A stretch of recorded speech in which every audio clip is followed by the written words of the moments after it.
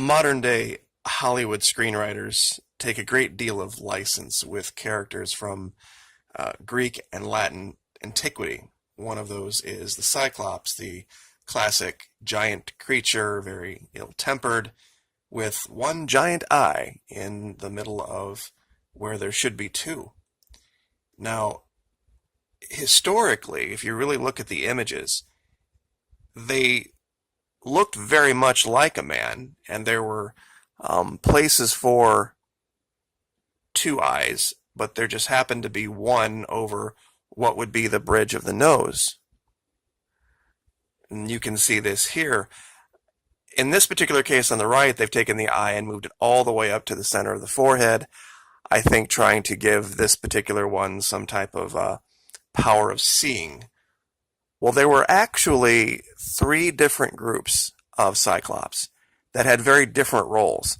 And I'd like to cover that real quick because I found something in Antarctica that looks like it may have been some type of a tribute to the third group that I'm going to speak of here. In Greek mythology, the Cyclops were giant one-eyed creatures. Three groups can be distinguished in Hesiod's theogony.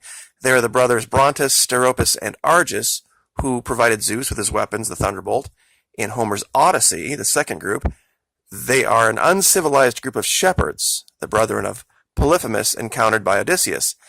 But then the third group of Cyclops were the famous wall builders, which I think is somewhat intriguing given the current political status going on right now. There are things known as Mycenean walls or Cyclopean walls, Mycenean Masonry, and I just like to show real quick what they're talking about. The use of these giant boulders angled and placed in such a way that the weight and the angle they're setting at reinforce the wall so that you don't need masonry, you don't need mortar, pardon me, in between them, or you need very little. And so this is the style that they attributed to the Cyclops, because of course they were big enough and strong enough to manhandle the boulders to do this, because this wall is high enough that you would need some type of crane or equipment to get these huge boulders up this high. Anyway, without any further delay, in Antarctica, I just wanted to show something that I found, and it looks very much like there was some type of an effort to create a monument to a Cyclops here. Now, as you can see, we have the one giant brow. You can almost see where there might have been two, but that's, classically what they looked like. You can see where the nose would have been. You can see the mouth, the chin, the square jaw. You can even see some attempt at making an ear. And the way it's made up here, it looks like some type of a helmet or a headdress. And this is 45 meters tall and 20 meters high. You wouldn't miss this from anywhere in the region. You wouldn't look up at this and see anything else other than a giant face of a Cyclops. It kind of makes you wonder, what was the name of Antarctica before people started calling it Antarctica? Because that's really a description of a location, not the name of a continent. You would have to know where Arctica, quote unquote, was to know where Antarctica would be. So it'd be kind of a mysterious name. But in the region right close to it, there's some things that are very, very suspect that make you think that this area here that looks like, of course, there was some cataclysm, was at one time something much more important. Here, right in front, we can see what very much looks like an entryway, some type of a doorway to some type of a complex underneath.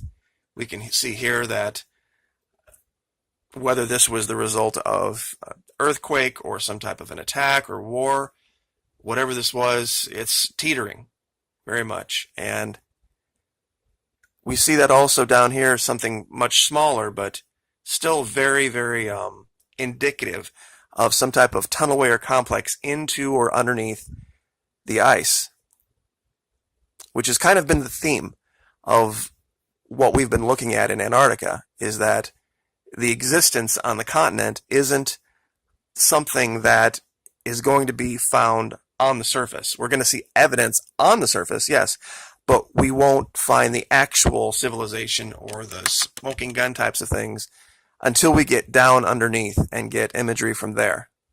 And I think that's probably what's holding us back. Now, relevant to the wall that I showed, I would like to show something not too far away, and very much indicative of that Mycenean Masonry. Now, this from above just looks like, oh, it's just an area of mountains. But when you look closely, there's no way you have this many beautiful walls constructed from just masonry, or just, pardon me, from mountains. This is clearly the work of a mason.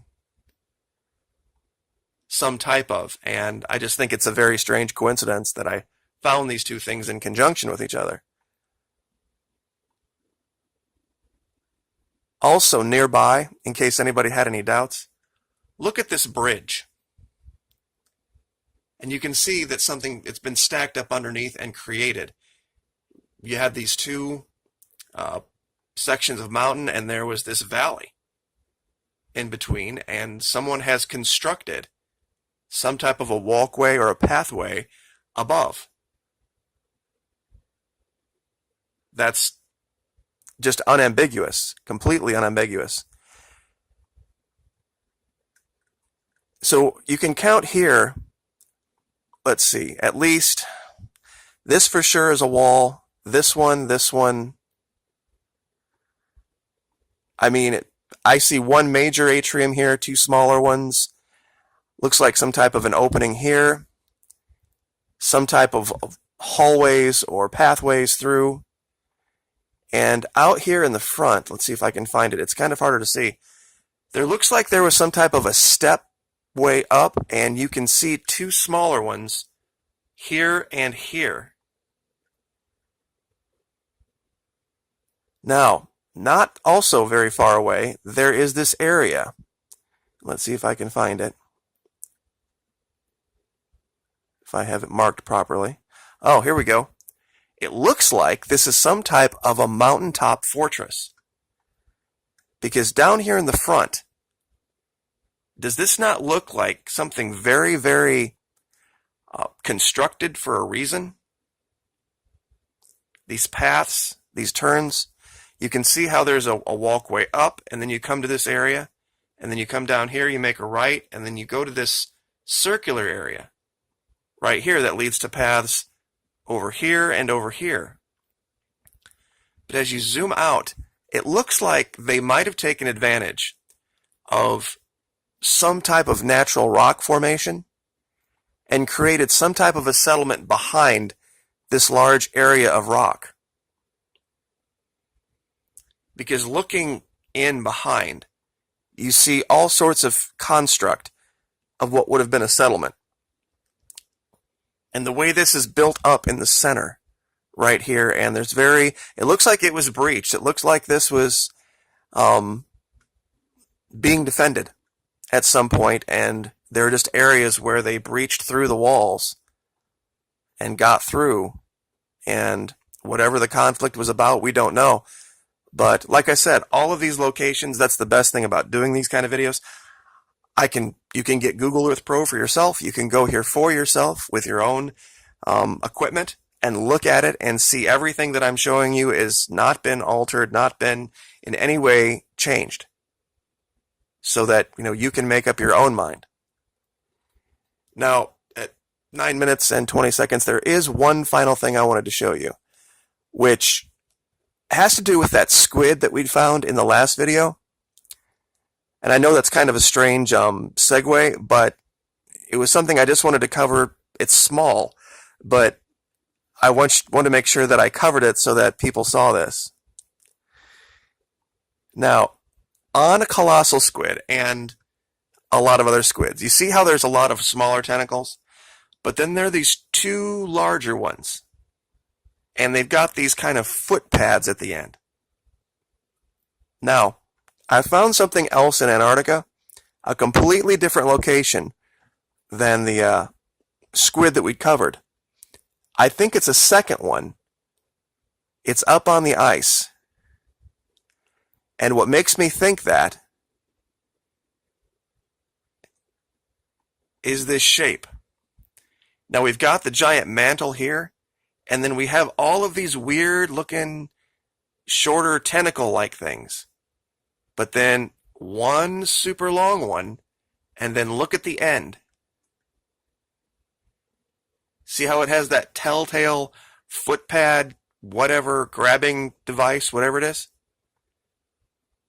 This is a region that I was going to do a whole nother video on, because it looks like there's some type of active fishing going on here. This very much right here looks like the body of a fish. You can see the dorsal fin, the tail fin, the front pectoral fin. I mean, it's pretty easy to see. There's something else up here that looks very much aquatic. And it's all over this entire region. Over here,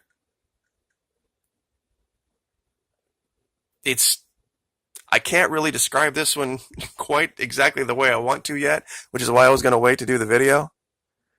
But there are things in the region, when we're talking about civilization, we're talking about archaeological finds. How many 90-degree angles do you see here? How can this possibly be natural? When you look at something like this.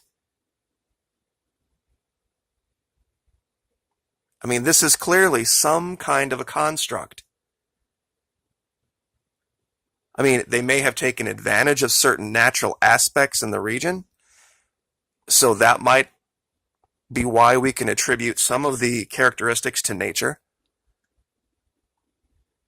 But even Hoover Dam, if you would look at Hoover Dam, you would see it as partially nature and partially hand of man.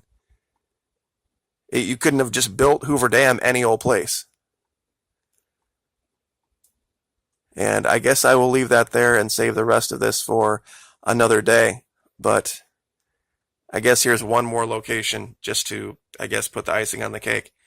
I mean, perfect squares like this, they just don't occur. And they just don't occur in nature in this frequency, in this proximity, in this way. And I think this is probably going to be one of the most exciting times to be alive in the next 15 to 20 years, with the things that are going to come out of Antarctica as a result of the warming. So anyway, like, share, subscribe.